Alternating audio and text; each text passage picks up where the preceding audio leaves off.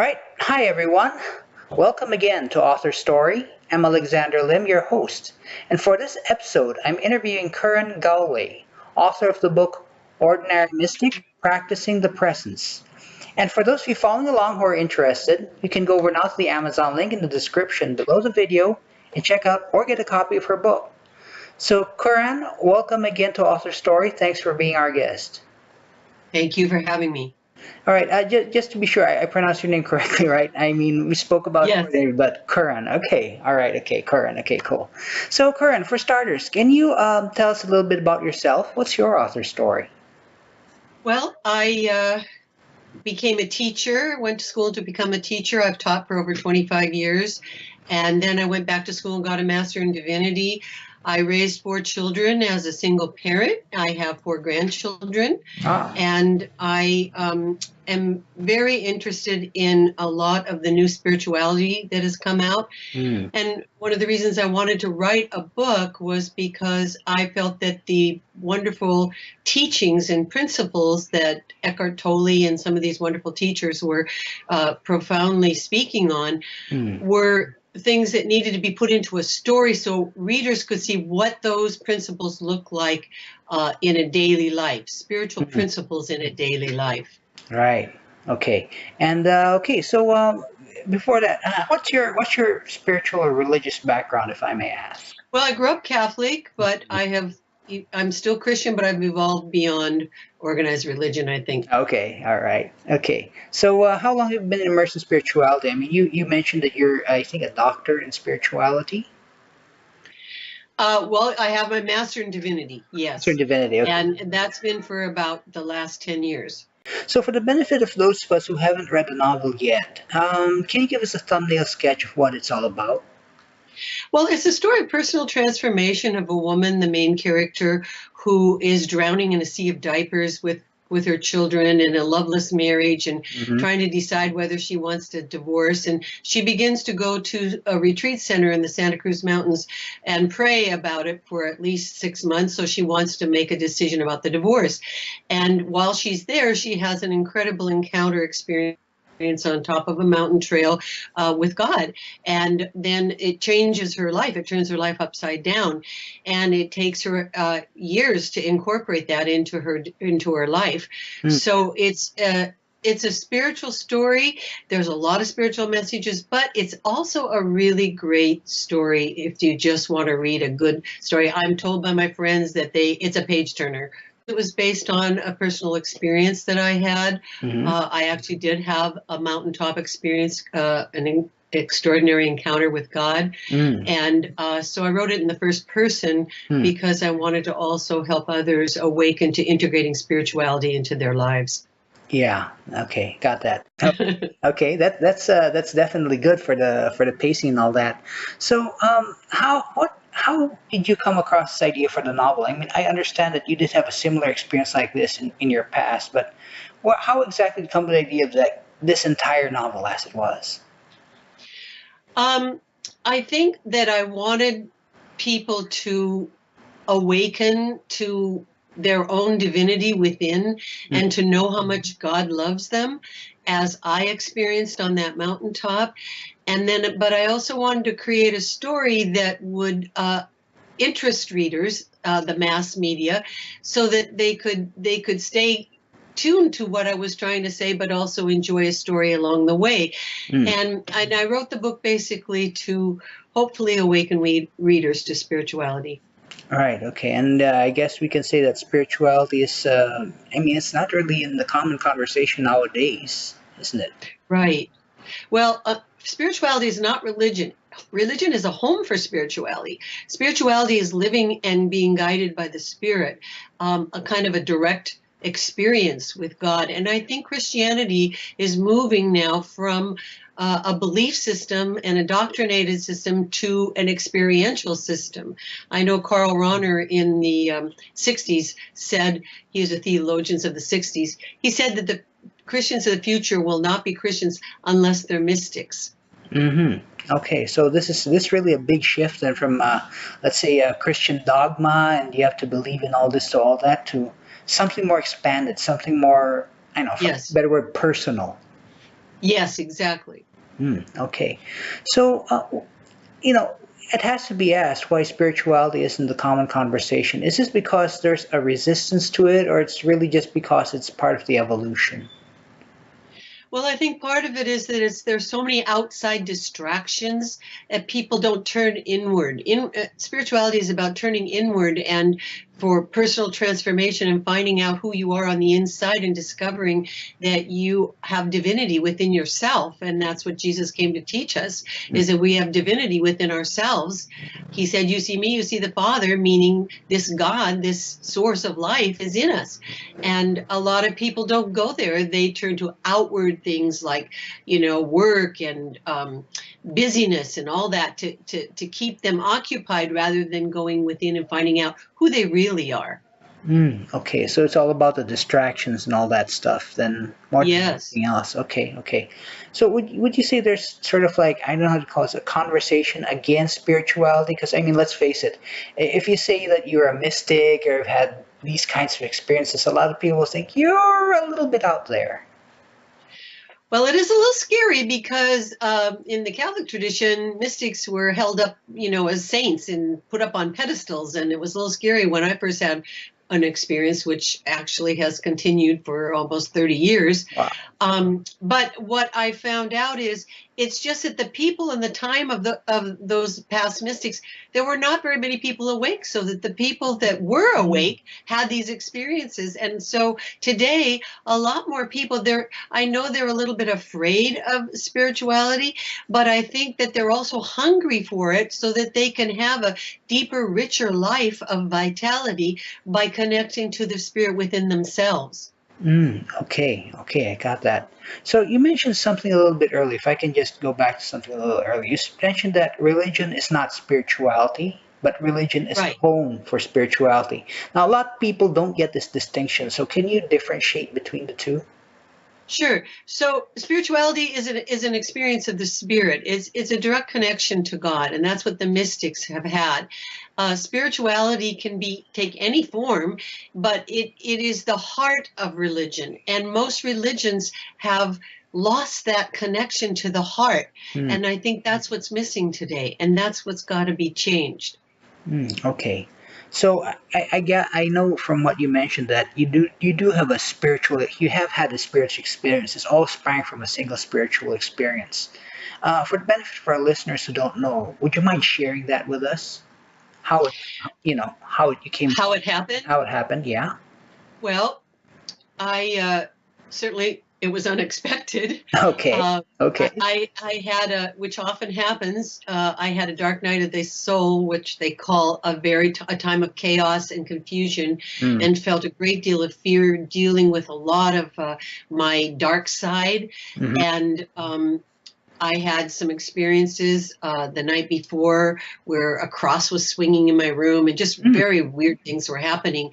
Okay. And I was terrified. And the next morning I got out of there and took this walk up to the top of a mountain trail that overlooks the Pacific Ocean. And when I got to the top, as I was struggling with all these dark-sided demons, I basically got to the top and was bathed in this light, felt this light all around me and in me, and felt like arms were holding me. Mhm. And I heard the words, "You are deeply loved." And I also was told to tell others how deeply loved they are and how much this source of life wants an experience with all of us deeply to love, to feel that love. And I felt that love for the last 30 years. I've never felt separated from that. Nice, nice. And I just like to bring this out, for the benefit of our listeners. Were you like, would you consider yourself to be an ordinary person? With all the Yes. ordinary problems and all the things when this thing happened. I mean, you weren't exactly looking for it or anything like that. No, I wasn't looking for it. I was reading a book on Saint Francis of Assisi because he's one of my favorites, and I had the desire to be closer to God, but I had no idea what was in store for me. All right. Okay. So it seems then that the spiritual encounter you had is at the same time it's deep. It was also unexpected and just really happened. Yes. Yes. I think that through meditation, that is how I've kept it alive for all these years. I think that you can access your mystical side and that direct experience through meditation. Um, if it is practiced daily, there is a connection there that will change your life. Hmm. Okay, okay, I got that. So for us ordinary folks, is there a way where an ordinary person might be able to touch into the spiritual? Well, there's many ways, walks in nature. The source of life is in us and all around us. We can see it in nature. Something in nature can inspire us to feel this direct connection. It's what the science is now calling the unified field, where everything is one. You have this moment of communion. Right? The most direct approach for me is meditation, but there's many ways to meditate also. So just really being mindful of all the things in life around us, because God is speaking to us at all times. I have had messages on the back of bumper stickers. Hmm. I mean, God is Okay. speaking. If you're awake, you'll hear. Okay. Interesting. I mean, I'd expect some sort of spiritual connection to be like, something like with meditation and expect it from like bumper stickers. Yes, the extraordinary is everywhere in the ordinary. Oh, that's nice. That's nice. Yes. Cool. Cool. Okay. So I asked because, I'm sure some of our listeners might be interested in getting spiritual and all that stuff. So, thanks for giving us an insight. Oh yeah, I had to ask one more thing. What's it like? What does it feel like when you do make that spiritual connection? Oh my gosh. It is the most wonderful feeling in the whole world. It is bliss. It is ecstasy. It's a feeling of being taken up into the heart of God and just resting there in that mystery. And everything in myself, the feelings, the physical feelings, everything is taken up and you just feel bathed in this love. And it is a feeling of absolute bliss. Wonderful, wonderful, wonderful. Now, you did mention, I just want to get into this a little bit. So, these kinds of experiences, do you think they could be felt regardless of faith or belief or personal background? Absolutely. Hmm. Absolutely. The desire is there, and if you seek, you will find. Hmm. And that mystical experience is available for everyone. Actually, the Gallup poll says that 49% of Americans have had some kind of spiritual experience, but were afraid of it. And that was another reason I wrote the book. I want these people to not be afraid to talk about this experience, to own it and to name it and to share it, because it is something we all need to hear today.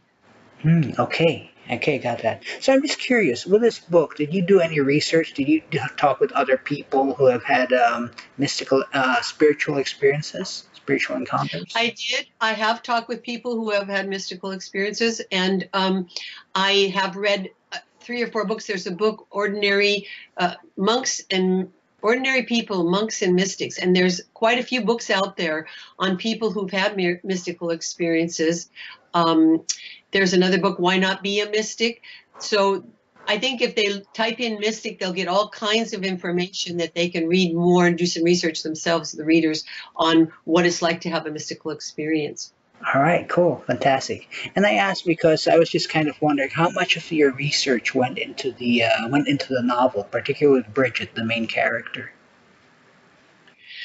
I think that the spirituality that I wrote about and wove into the story went in. That's where a lot of the research came from, because I researched the modern ideas on spirituality and where we're moving, because I think we are in a time of transition. Mm-hmm. And those ideas are what I wove into the book from research.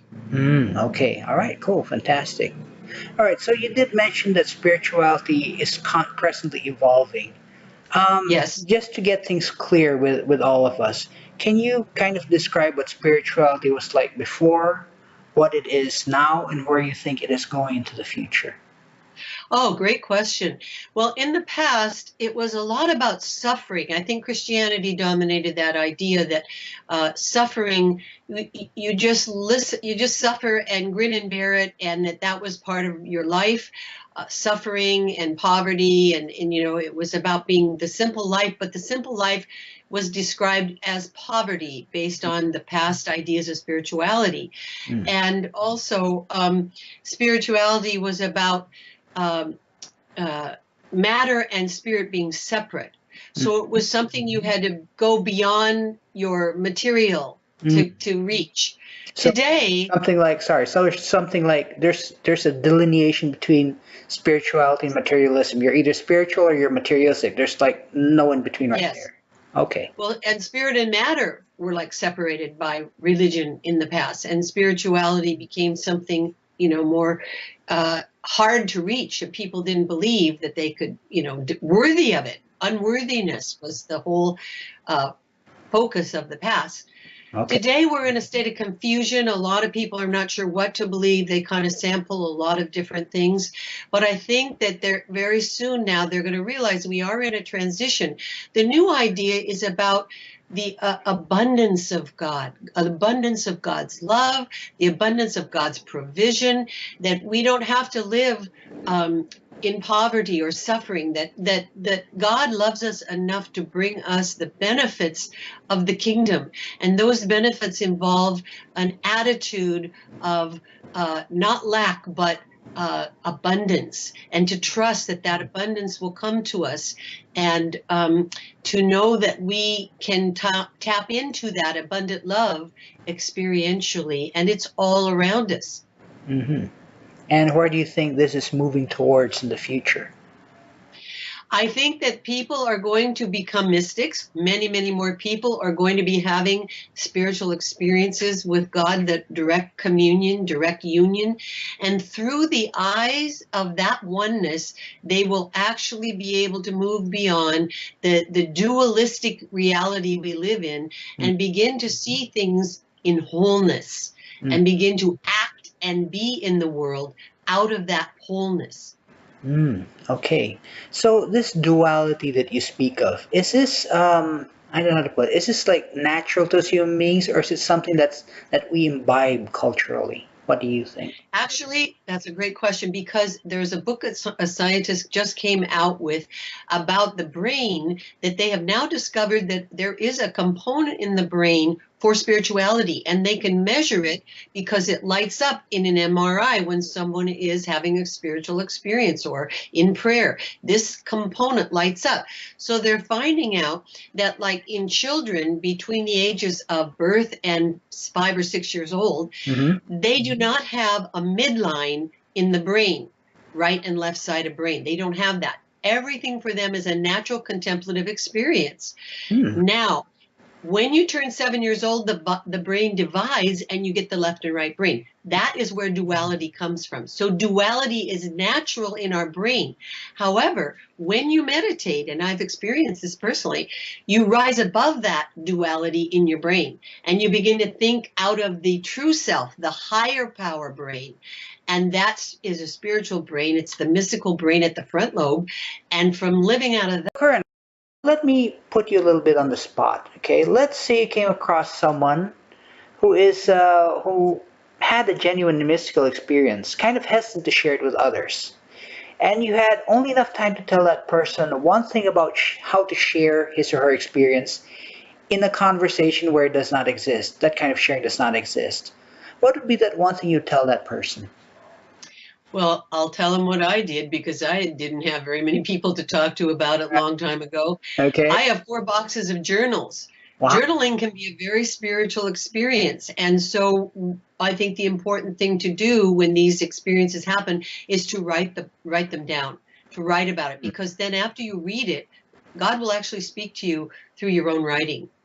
Wow. Okay. Okay. I got that. So that's very interesting. Okay, journaling. Okay, nice. I'm sure I'm definitely going to try that out. Okay, so Curran, do you have like a website where people who are interested in spirituality and the like can get in touch with you? Yes, currangalway.com. and there's all kinds of links there to order the book if they wish. Okay, cool. So, Curran, we're winding down this interview. So, are there any last words of wisdom you'd like to share to inspire our listeners? To trust that we are moving into a new era, because I know there's a lot of chaos in the religions and in Christianity especially. To trust that there is vision, that we are moving to a new vision of spirituality, and that some of the old ways will have to drop but away, and we don't have to be afraid, because what God wants us to know is that God is with us in every step of this way and wants to give us a very special, deep connection that has maybe not happened to ordinary people before, has happened to, saints and mystics, but that is now available for everyone. And God is waiting for people to come and open that relationship, that very close relationship with God. Wow. So it's like this in effect is saying that everyone can do this. Or average person, no Yes. matter what your upbringing, whatever, you don't have to be a monk to meditate for years to get this sort of thing. It can happen to just anyone. Right. It can happen. And it starts with the desire, and it starts with practicing either meditation or out in nature, whatever. And just be mindful of that source all around you. And very soon you will have a connection with it. Nice, nice. Before we go, can I ask you what sort of things do you do to create this spiritual connection? You mentioned meditation. Are there any other things that you do? Well, I do start every day with meditation, and that really I couldn't leave home without it. I really I struggle on the days if I can't do it. Okay, so but mostly every day I do it.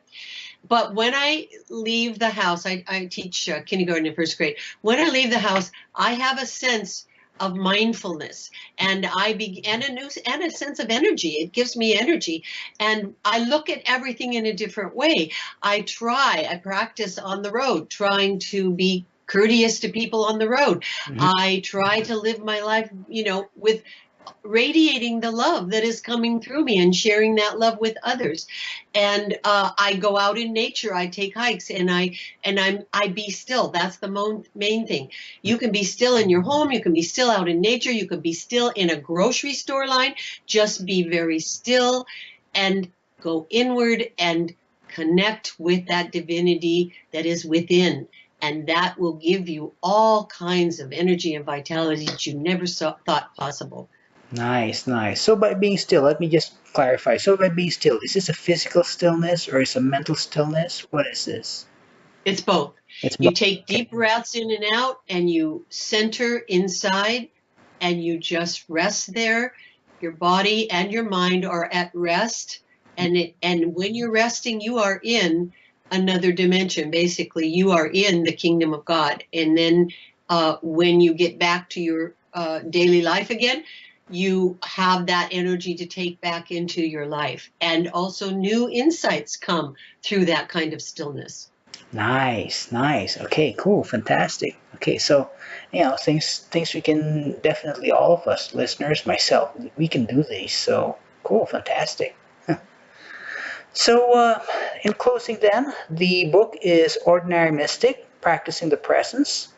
The author is our guest, Curran Galway, and you can find her book on Amazon as well as in Balboa Press and on her website, which is currangalway.com. That's CurranGalway.com. So, Curran, thank you very much for your time. Thank you very much for being on Author Story. It was very insightful having you with us today. Thank you so much. Fantastic. You're welcome. So if any of you listeners want to check out this novel, please feel free to go ahead and check out Ordinary Mystic, which you can do so right now by going to the Amazon link in the description below the video. And if you'd like to follow our author interviews on YouTube, I invite you to subscribe to our channel. So bye for now, everyone. I'll be back on Author Story Weekly Interviews with another inspiring author.